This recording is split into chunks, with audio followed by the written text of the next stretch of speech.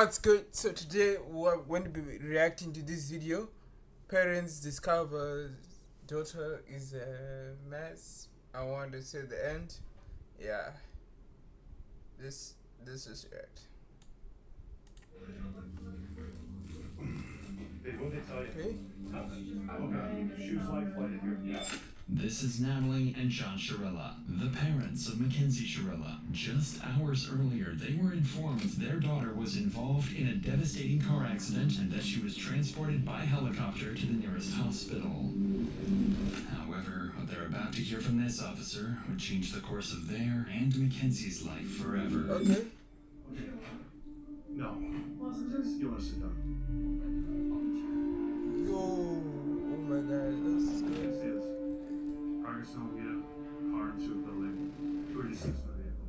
Daughter's right. Oh, oh my god. Mackenzie's boyfriend, Dom Russo, as well as their Ooh, this is going to be like, oh, okay. Yeah, this is going to be a good reaction. Like, let's go. Let's keep going. Like, let's see. friend Davion were pronounced dead after the crash, making Mackenzie the suspect of a potential double murder. However, police had their doubts. Most assumed that this was simply the result of a tragic accident on Mackenzie's behalf. But as the investigation would progress, dark and disturbing secrets would reveal this was clearly much more than just an accident. Dom, you do not open. You think I'm joking? What do you mean? You know exactly what I mean. You're gonna come open this door right now, where there's gonna be a serious problem. Oh, okay.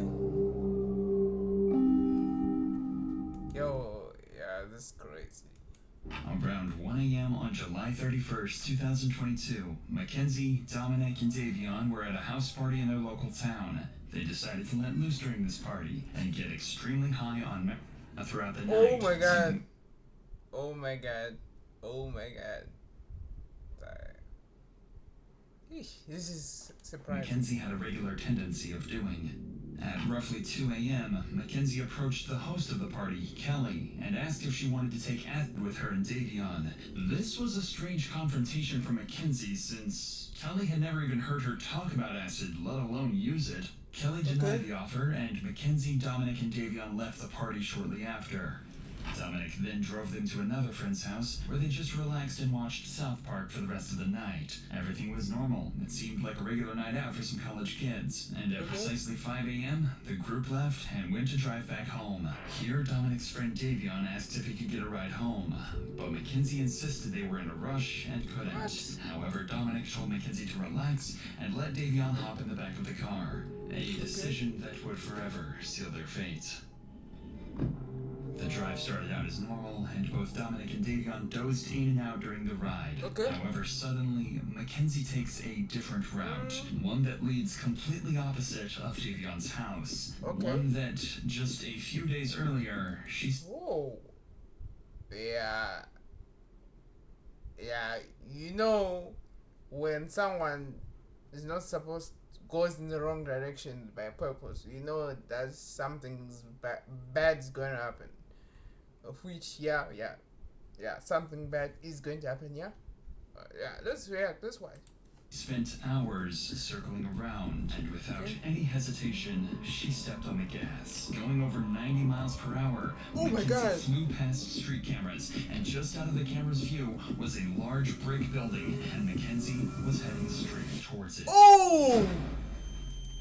Oh my god. Oh my god. Mackenzie miraculously survives the crash, barely, but still breathing. The others were killed instantly. The crash would remain unknown for 45 minutes until a local Samaritan spotted the wreckage and called Strongsville police, who quickly reported to the scene. This footage has been given exclusively to Dr. Insanity by Strongsville police. Viewer discretion is advised. Oh my god! Oh my god! No one's breathing. Bust the window out. Alright.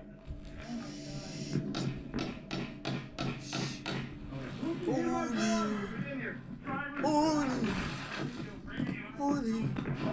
Oh my god! imagine this was someone else's child being through this. That's like one of the craziest pains ever. But anyways, I'm talking too much. Just react. Oh shit, man. Hey! This is bad, guys. She's alive. We gotta get her out here. Alright. Let me see your knife. Let's cut this thing out.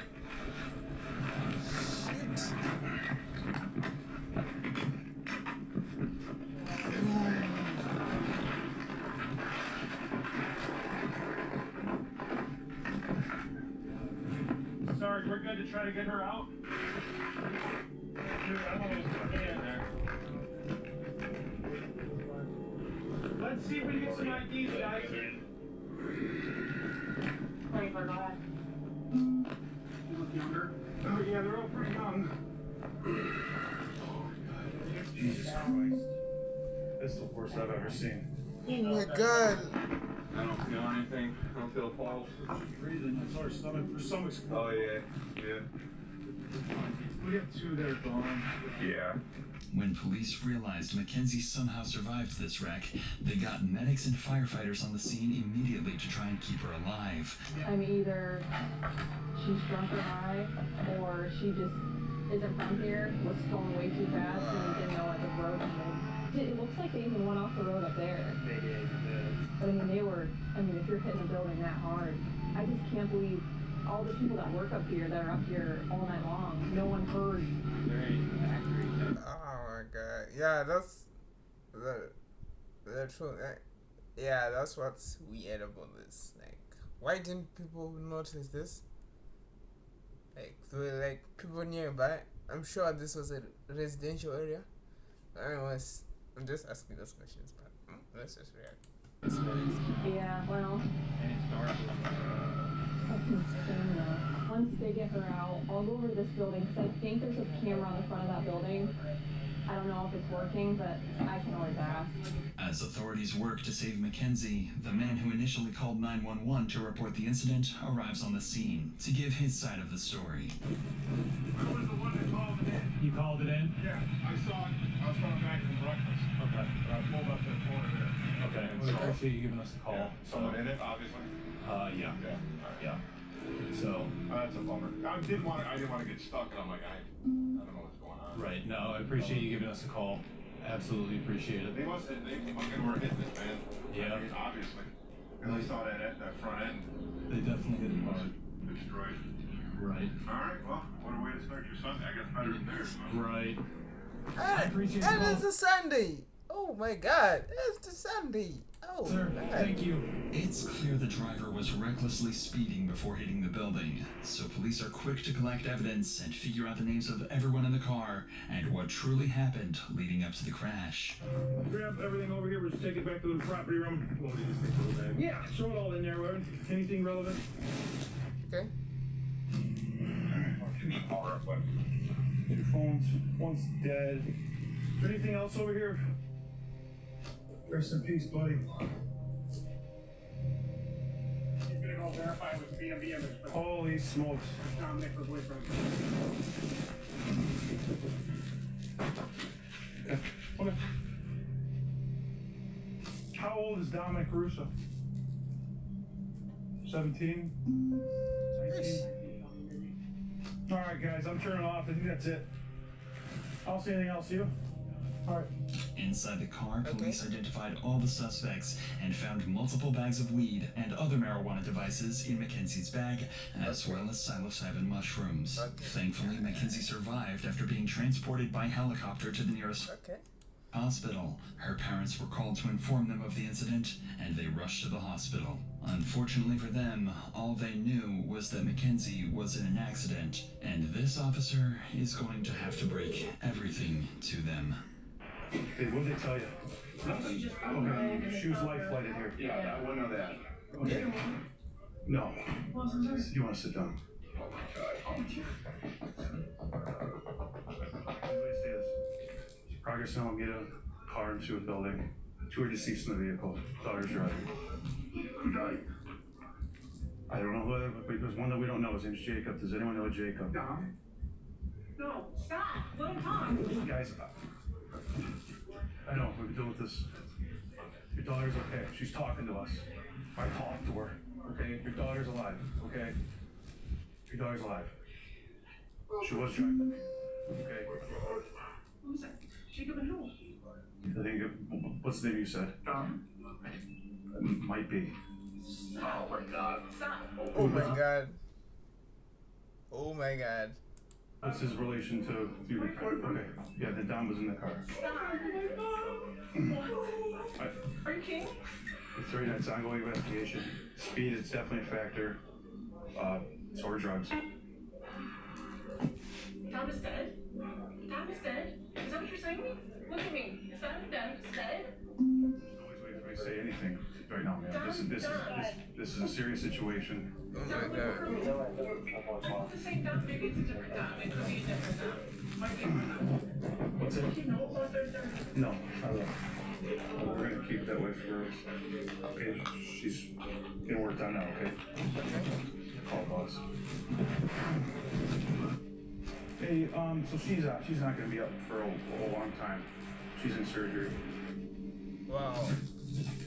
Oh, God. Alright, I gotta talk to you one more time. Just to let you know where we stand as a police department, okay? Okay. Where we stand today, okay? Full transparency here. There's drugs in the car. She had a bag of mushrooms on her and a scale. Full transparency, guys. I'm sorry, I'm ripping the band-aid off. Okay? Drugs in the car. So she was awake, but not awake, so she was In and out of consciousness. She was fully extracted from the vehicle. IFD.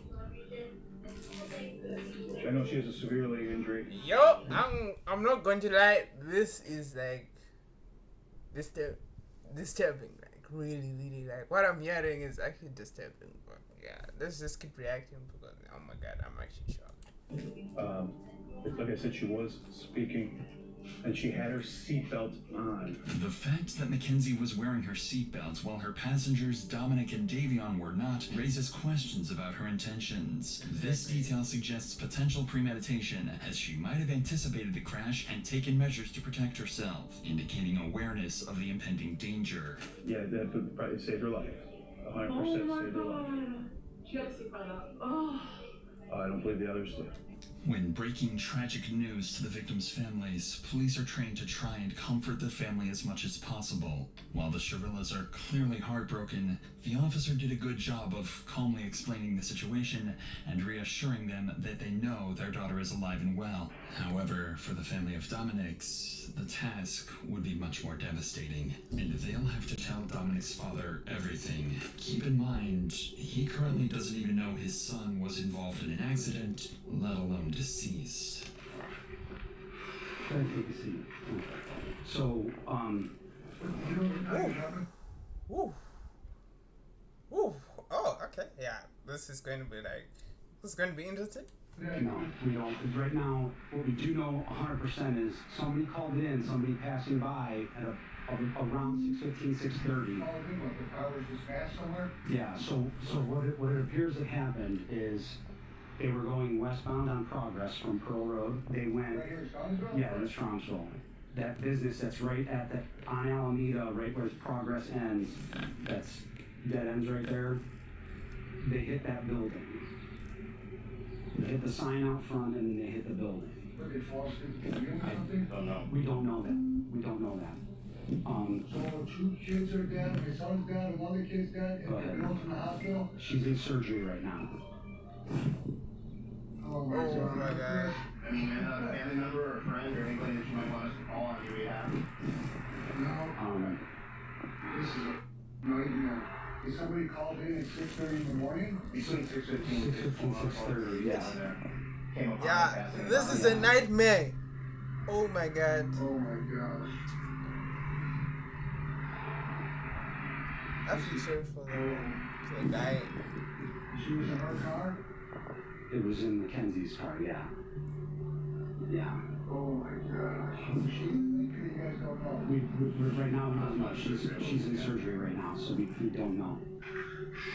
So A few weeks after the incident, Mackenzie left the hospital and returned to her normal life. She thought everyone concluded the crash was the result of a brutal accident and nothing further. It was even reported Mackenzie and her mother had applied to a Los Angeles modeling agency and had fully moved past the incident. What's even more disturbing is on Halloween of 2022, Mackenzie went to her first party since the crash. And her Halloween costume? A detailed corpse with fake blood smeared across her mouth. Mackenzie's parents even approved of this morbid outfit and said Mackenzie, quote, deserved some fun after the crash. It almost felt like Mackenzie was almost trying to let people know the crash had malicious intent, and she wanted to rub it into the world that she got away with her crimes. But little to her knowledge, detectives were working around the clock to figure out what really happened the night of the crash. Okay. And they would find far more than they could have ever expected. But before that, I want to give you guys a solution to some of the crimes in my videos. A way to prevent yourself from getting into dangerous situations with strangers. And that's by using our sponsor of this video, Lifeguard. The Safe Key is a keychain alarm that helps scare off attackers and alert people nearby. By pulling the pin, the Safe Key lets out a 130 decibel sound, reaching 2 miles in the direction the safe key is pointed, making sound reach further and for longer than any human is able to. And because of how relevant this product was to my videos, I decided to strike a deal with Lifeguard for you guys. So the first 500 people that click the link in the description and order an alarm get 50% off. That's $23 per SOS alarm. So simply click the link in the description, and if you're early, get it for half the price. And of course, thank you Lifeguard for helping protect my viewers and sponsoring the video. But let's get back to Mackenzie. To factually solve this case, it's critical for detectives to understand exactly what happened leading up to the crash. Luckily for them, Davion's phone was connected to a safety app called Life360, which allows friends and family of Davion to track where he is at all times. I just want to show you. Oh, no, explain. So this is when they were going down Progress Drive, and then you know how there was like tire tracks before it, like on that side grass. So that's the sign. That's why it hits the sign. And then that's where she curved exactly right on. Gotcha. Missed those 2 rocks and went right into the sign. The side. Nah, this is not an accident. Yeah, this is definitely not an accident. But I'm just confused on how the back of the sign was messed up. But she went right into that wall. Right. No, so you can see like the hard braking was right at the wall, and then her high speed After the hard braking. was 90 miles per hour.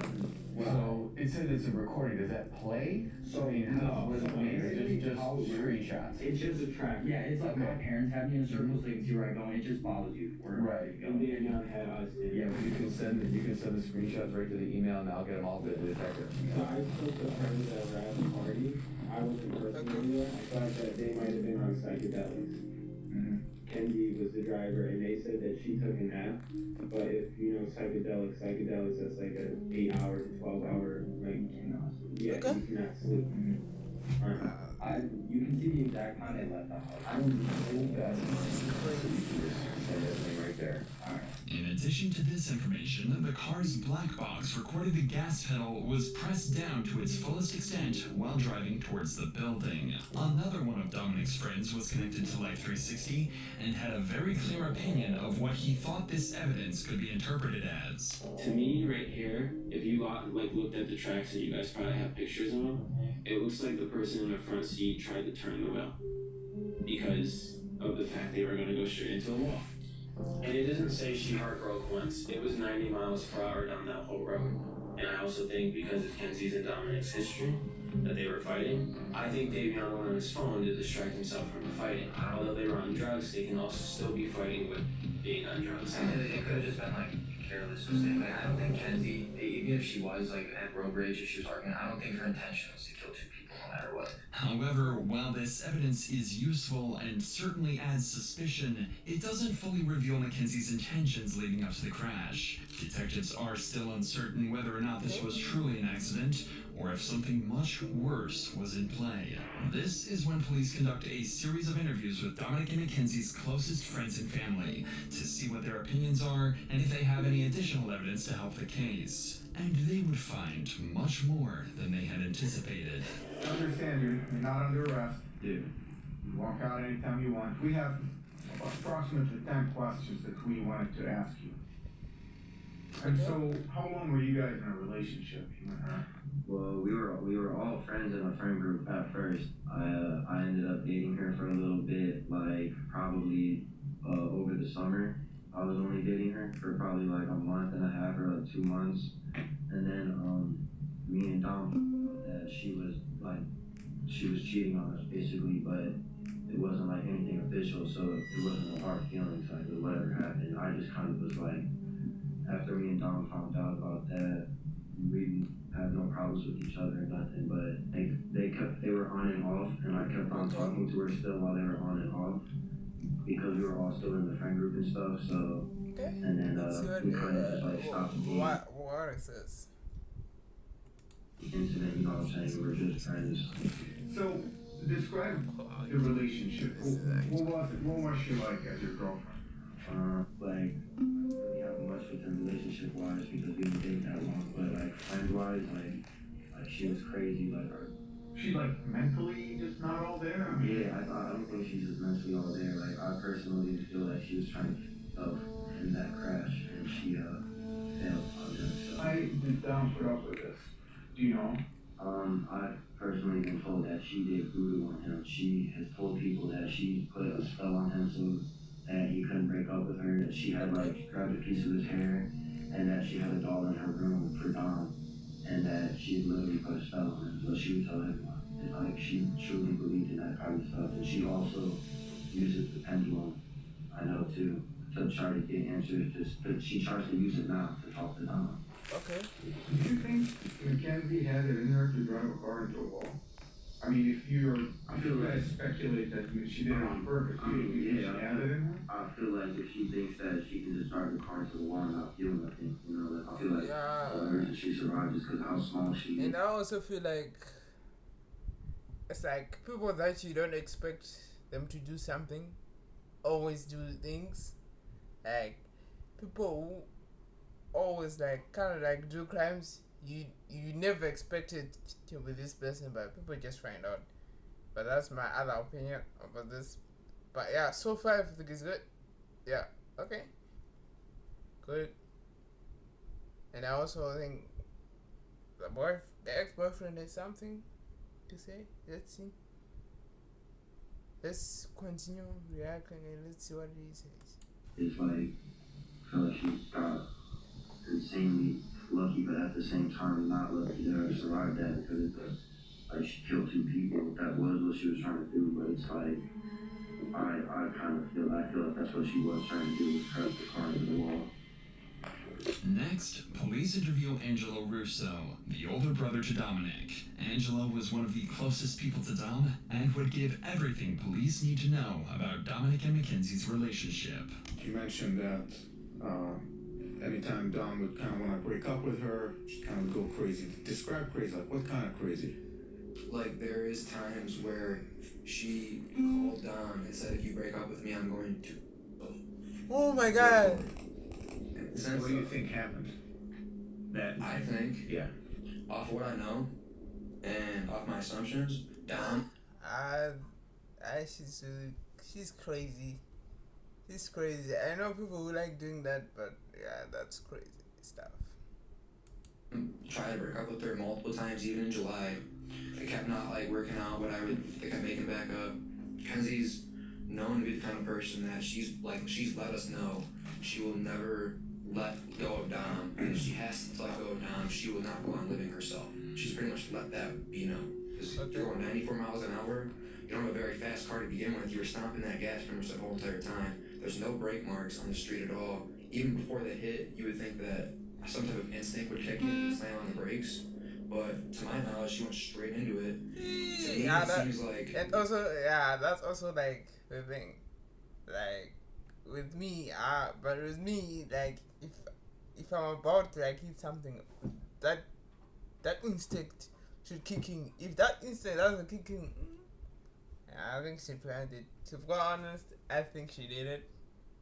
I think she killed those two people. But anyways, let's see. Let's check. Yeah, let's keep going. They were in a fight. I think that she took it upon herself to purposely crash into that wall.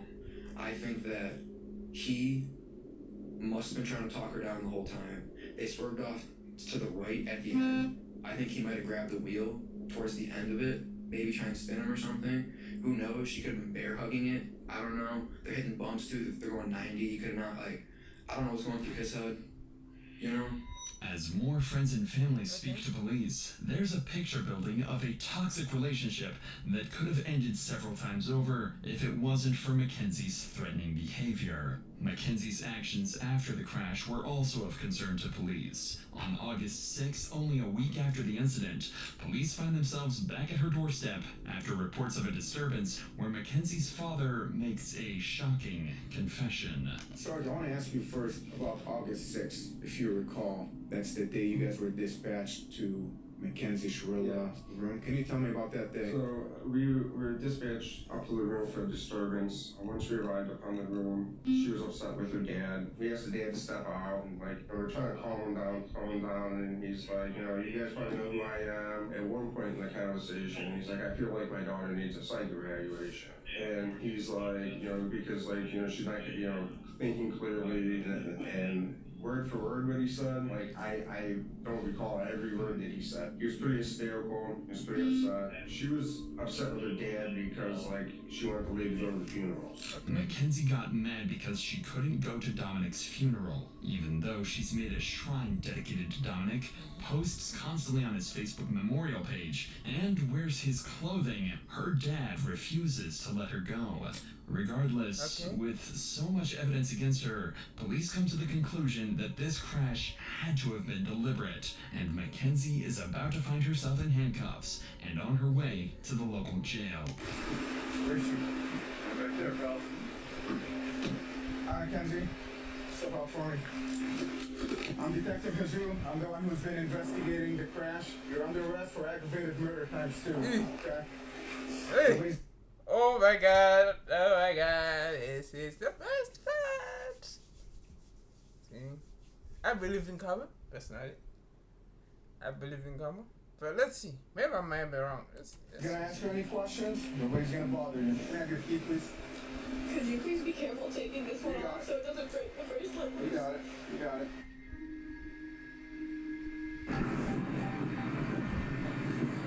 Recording. Mounted. Wi-Fi connected.